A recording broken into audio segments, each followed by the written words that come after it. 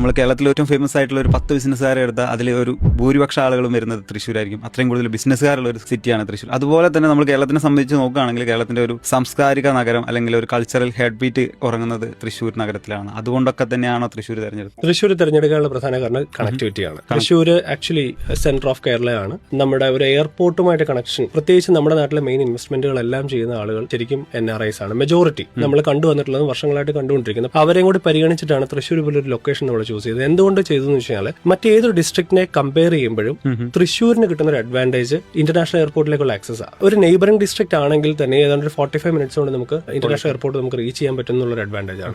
രണ്ട്, കേരളത്തിൽ തന്നെ ഏറ്റവും കൂടുതൽ ഡെവലപ്മെന്റ് ഉള്ള മറ്റുള്ള ജില്ലകളെല്ലാം തന്നെ കണക്ട് ചെയ്തിരിക്കുന്നത് തൃശ്ശൂരുമായിട്ടാണ്. നോക്കിക്കഴിഞ്ഞാൽ കൊച്ചി കണക്റ്റഡ് ആണ്, പാലക്കാട് കണക്റ്റഡ് ആണ്, മലപ്പുറം കണക്റ്റഡ് ആണ്, കുറച്ചും കൂടെ മാറിക്കഴിഞ്ഞാൽ കാലിക്കട്ട് കണക്റ്റഡ് ആണ്. ഈ സെന്റർ ഓഫ് കേരളയുടെ ഒരു അഡ്വാൻറ്റേജ് അതാണ്. രണ്ട്, കണക്ടിവിറ്റി ഒരു ഇമ്പോർട്ടന്റ് ഫാക്ടറാണ്. മൂന്ന്, ഈ ഒരു പർട്ടിക്കുലർ ലൊക്കേഷനിൽ, പ്രത്യേകിച്ച് തൃശ്ശൂർ പോലുള്ള ലൊക്കേഷനിൽ ഒരു അൺടാപ്ഡ് മാർക്കറ്റാണ് റിയൽ എസ്റ്റേറ്റ് ഇൻഡസ്ട്രിയിൽ. ഞാൻ ഈ കമ്പനി സ്റ്റാർട്ട് ചെയ്യുന്നതിന് മുൻപ് തന്നെ റിസർച്ചസ് നടത്തുമ്പോൾ എനിക്ക് മനസ്സിലാക്കാൻ കഴിഞ്ഞിട്ടുള്ളത് തൃശ്ശൂർ റൗണ്ടിന്റെ ഏതാണ്ട് ഒരു 4 കിലോമീറ്റർ റേഡിയസിലായിരുന്നു കഴിഞ്ഞ കുറെ വർഷങ്ങളായിട്ട് ഇതിന്റെ ഡെവലപ്മെന്റുകൾ നടന്നുകൊണ്ടിരുന്നത്.